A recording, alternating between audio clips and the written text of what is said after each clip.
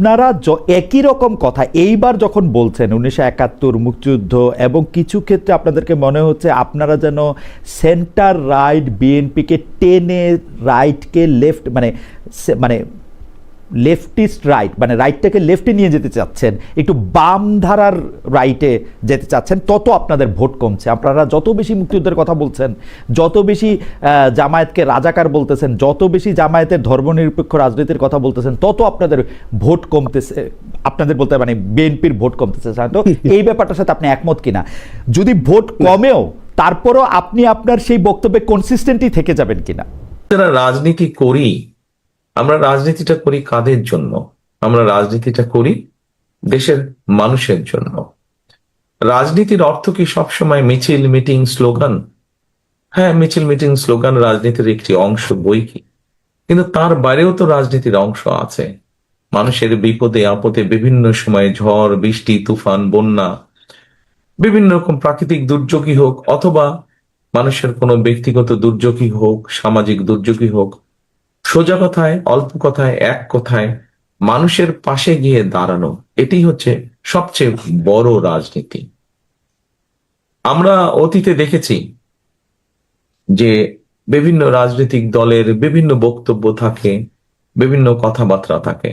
মঞ্চে দাঁড়িয়ে এক রাজনৈতিক দল আরেক রাজনৈতিক দলের বিভিন্ন কাজের সমালোচনা করছে, বিভিন্নভাবে দোষারোপ করছে। উপস্থিত মুরব্বীবর্গ, প্রিয় নেতৃবৃন্দ, আমার মনে হয় আমরা অনেক দিন ধরে, বহু বছর ধরে হয়তো আমরা রাজনীতির একটি স্টাইল ফলো করেছি। এখন বোধহয় আমাদেরকে একটু পরিবর্তন করা প্রয়োজন আমাদের রাজনীতিটা।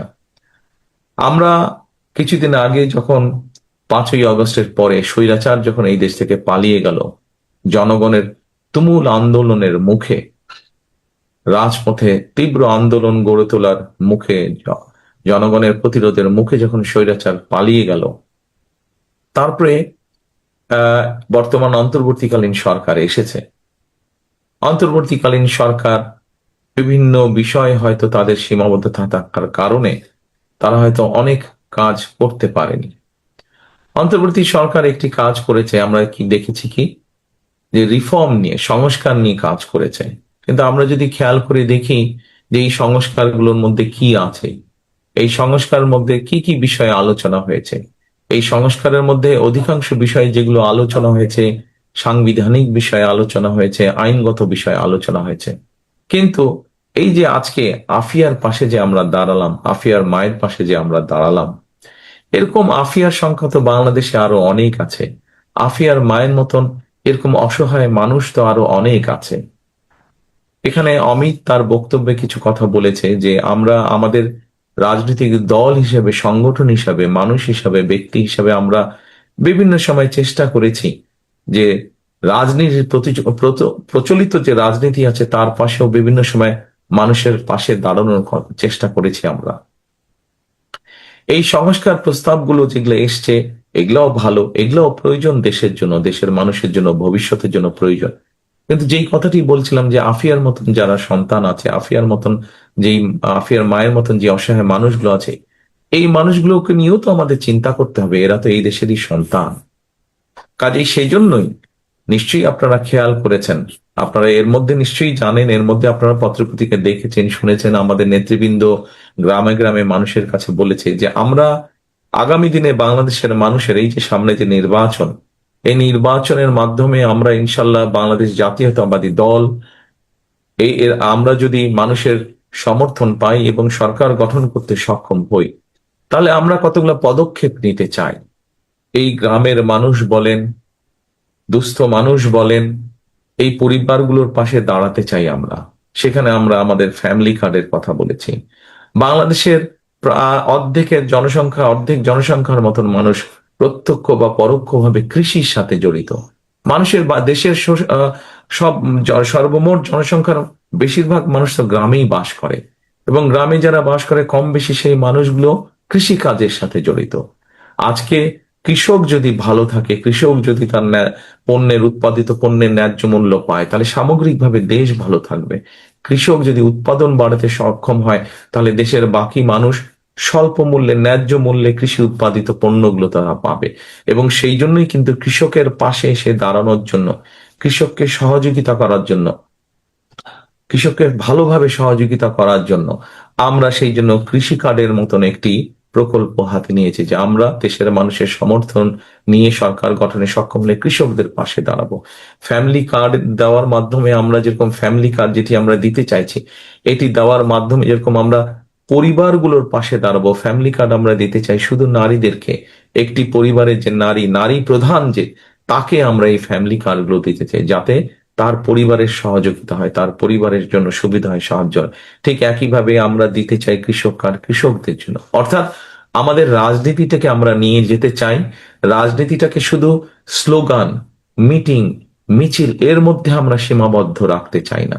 আমরা রাজনীতিটাকে এমন ভাবে নিয়ে যেতে চাই যাতে সাধারণ মানুষ বলতে আমরা যাদেরকে বুঝি, সেই মানুষগুলোর পাশে যাতে আমরা দাঁড়াতে পারি। তারপরে যেমন ধরেন, আমরা আরেকটি প্রকল্প চালু করতে চাই, খাল কাটা প্রকল্প। এখানে নিশ্চয়ই অনেক মুরব্বী আছেন, এখানে আমার সিনিয়র নেতৃবৃন্দ যারা আছেন তাদের মনে আছে যে শহীদ জিয়ার সময় খাল কাটা কর্মসূচি শুরু হয়েছিল, এবং সেই খাল কাটার মাধ্যমে কিভাবে দেশের মানুষ, সে কৃষক হোক, সাধারণ মানুষ হোক, কিভাবে বিভিন্ন পর্যায়ের মানুষ খাল কাটার উপকারিতা পেয়েছিলেন, পানির সুবিধা পেয়েছিলেন।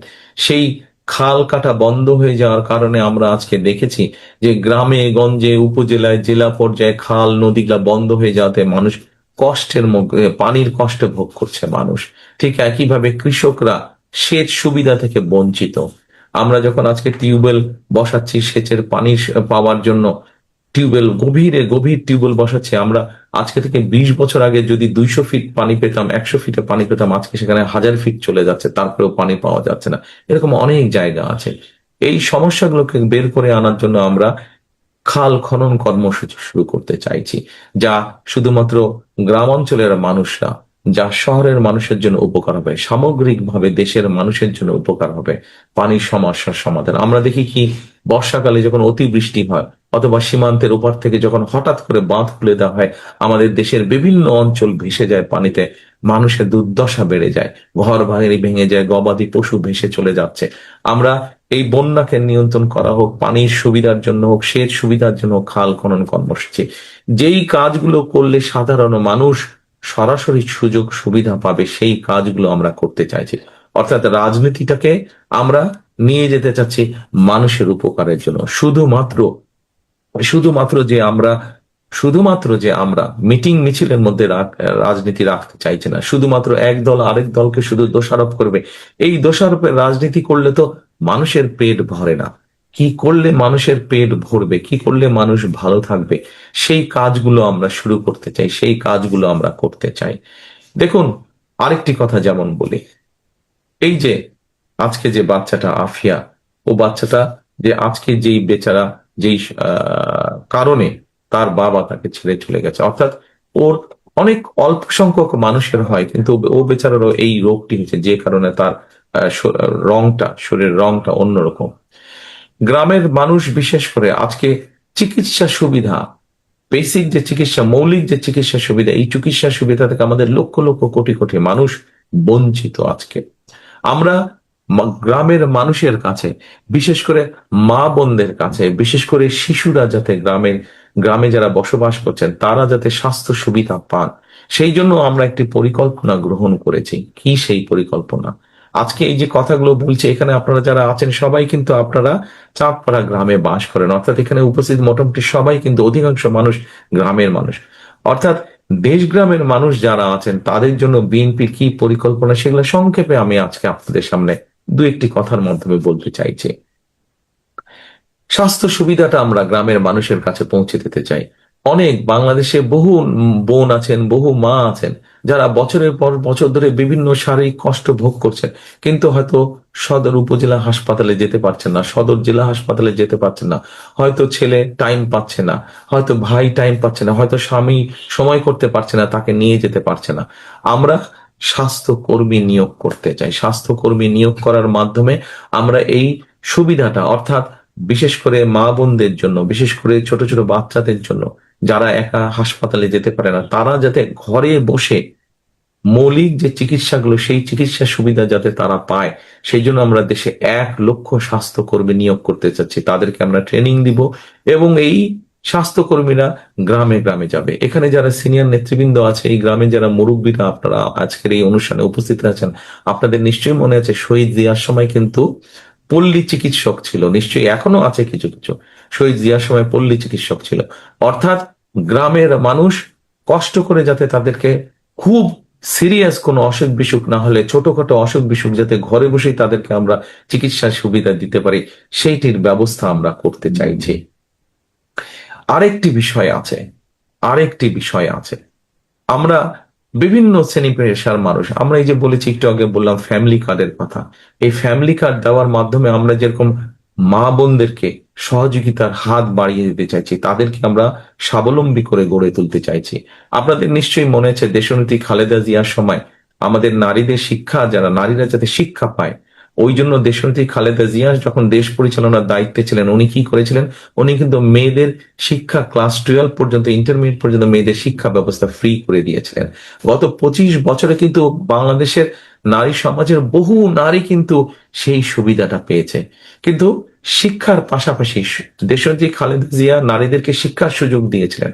আজকে আগামী দিনে ইনশাল্লাহ বিএনপি আপনাদের সমর্থন নিয়ে সরকার গঠনে সক্ষম হলে এই শিক্ষিত নারী সমাজকে আমরা অর্থনৈতিকভাবে স্বাবলম্বী করে গড়ে তুলতে চাই। নারীরা যদি অর্থনৈতিকভাবে স্বাবলম্বী হয়ে গড়ে তুলতে পারে, তাহলে এই দেশকে আমরা সামনের দিকে খুব দ্রুত নিয়ে যেতে পারবো। দেখেন, একটা সংসার, নারী একজন এবং একজন পুরুষ মিলিয়ে একটি সংসার তৈরি হয়। শুধু পুরুষ যদি কাজ করে, নারী যদি কাজ না করে, সংসারটা সুন্দর হতে পারবে? সুন্দর হতে পারবে না। ঠিক একইভাবে দেশের অর্ধেক জনসংখ্যা হচ্ছে নারী। সেই নারীদেরকে যদি আমরা সহযোগিতা না করি, তাহলে তো দেশকে আমরা এগিয়ে নিতে পারবো না। সেজন্য আমরা চাই, যেই নারীরা শিক্ষিত হয়েছে, গত 20 বছর 25 বছর ধরে শিক্ষিত হয়েছে, খালেদা জিয়া যে সুবিধা তৈরি করেছেন, আগামী দিনে বিএনপি সরকার ইনশাল্লাহ সেই নারীদেরকে অর্থনৈতিকভাবে স্বাবলম্বী করতে চাই। সেই জন্যই আমরা সেই ফ্যামিলি কার্ড দিতে চাই। খালেদা জিয়ার সময় আপনাদের খাল খননের মাধ্যমে যেরকম শহীদ জিয়া কৃষকদের সেচের সুবিধা করে দিয়েছিলেন, আপনাদের নিশ্চয়ই এখানে অনেকে আছেন যাদের মনে আছে খালেদা জিয়া 91 সালে যখন সরকার গঠন করলেন, তখন কিন্তু কৃষকদেরকে 5,000 টাকার সুবিধা, কৃষি ঋণ মৌকুফ করে দিয়েছিলেন। 25 বিঘা পর্যন্ত জমির খাজনা মৌকুফ করে দিয়েছিলেন। 10,000 টাকা যাদের যাদের কৃষি ঋণ ছিল, তাদের সুদটা মৌকুফ করে দিয়েছিলেন। আমরা এবার কৃষক কার্ডের মাধ্যমে কৃষকদের পাশে আরো শক্তভাবে সরকার দাঁড়াতে চাই, যাতে কৃষকদেরকে সুবিধা দিতে পারি। এইভাবে বিভিন্ন শ্রেণী পেশার মানুষকে পাশে আমরা দাঁড়াতে চাই। আমরা সরকার গঠন করলে আরেকটি মানুষ আছে, আরেক শ্রেণীর মানুষ আছে যাদের পাশে আমরা দাঁড়াতে চাই। এই মানুষগুলা কিন্তু আমাদেরকে আমাদের জন্ম থেকে মৃত্যু পর্যন্ত, আমাদের আনন্দের সময় যেরকম আমাদের পাশে এই মানুষগুলো থাকেন, ঠিক আমাদের জীবনের দুঃখের সময়গুলো এই মানুষগুলো থাকেন। বিভিন্ন সময় জীবনের বাঁকে বাঁকে আমরা যখন বিভিন্ন সংকটে পড়ি, এই মানুষগুলো আমাদেরকে পরামর্শ দেন। কারা সেই মানুষগুলো? সেই মানুষগুলো হচ্ছেন আমাদের মসজিদের ইমাম সাহেব, আমাদের খতিব সাহেবরা, আমাদের মুয়াজ্জিম সাহেবরা সহ অন্য ধর্মেরও যারা ধর্মগুরু আছেন, সেই মানুষগুলো। আমরা চিন্তা করেছি যে আমরা ইনশাল্লাহ সরকার গঠনে সক্ষম হলে আগামী এই যে 12ই ফেব্রুয়ারি নির্বাচন, এই নির্বাচনে আমরা সরকার গঠনে সক্ষম হলে আমরা আমাদের মসজিদের ইমাম সাহেব, খতিব সাহেব, মুয়াজ্জিম সাহেব সহ অন্য ধর্মগুরুও যারা আছেন, তাদের জন্য আমরা সরকারের পক্ষ থেকে একটি ভাতার ব্যবস্থা, আমরা সম্মানের ব্যবস্থা আমরা করতে চাই, যাতে এই মানুষগুলো আত্মসম্মান বোধ নিয়ে সমাজে আরো শক্তভাবে, সুন্দরভাবে, সম্মানের সঙ্গে যাতে তারা বেঁচে থাকতে পারে। কাজে আমরা প্রত্যেকটি শ্রেণী পেশা মানুষের ব্যাপারে চিন্তা করেছি। আজকে আফিয়ার পাশে যেমন আমরা দাঁড়িয়েছি, এরকম বাংলাদেশের হাজার হাজার যারা আফিয়া আছে, যারা অসহায় মা আছে, তাদের পাশে আমরা দাঁড়াতে চাই। একটি রাজনৈতিক দল হিসাবে যখন আমরা শুধু দল হিসেবে থাকছি, তখন আমাদের অবস্থান থেকে আমরা কিছু মানুষকে হয়তো সহযোগিতা পাশে দাঁড়াতে পারছে, কিন্তু যখন আমরা সরকারে থাকবো, তখন সরকারের যে শক্তি আছে, সেই শক্তি নিয়ে আমরা আমাদের কাজগুলোকে সেইভাবেই গড়ে তুলতে চাই যে সাধারণ মানুষ যাতে উপকৃত হয়। এটি আমাদের আগামী দিনের লক্ষ্য, এটি আমাদের আগামী দিনের উদ্দেশ্য। কাজেই আজকে আফিয়া বা আফিয়ার মাকে এটুকুই বলতে চাই যে, বোন, আপনি একা নন। আফিয়ার মতন বাংলাদেশের হাজারো যারা মা বোন আছেন সকলকে আমরা বলতে চাই, আপনাদের পাশে বিএনপি আছে। ইনশাল্লাহ বিএনপি আগামী দিনে সরকার গঠন করলে আপনাদের পাশে আরো দৃঢ়ভাবে, খালেদা জিয়া যেমন আপনাদের পাশে ছিলেন, ঠিক খালেদা জিয়ার দল বিএনপিও ইনশাল্লাহ আগামী দিনে শক্তভাবে, দৃঢ়ভাবে আপনাদের পাশে থাকবে।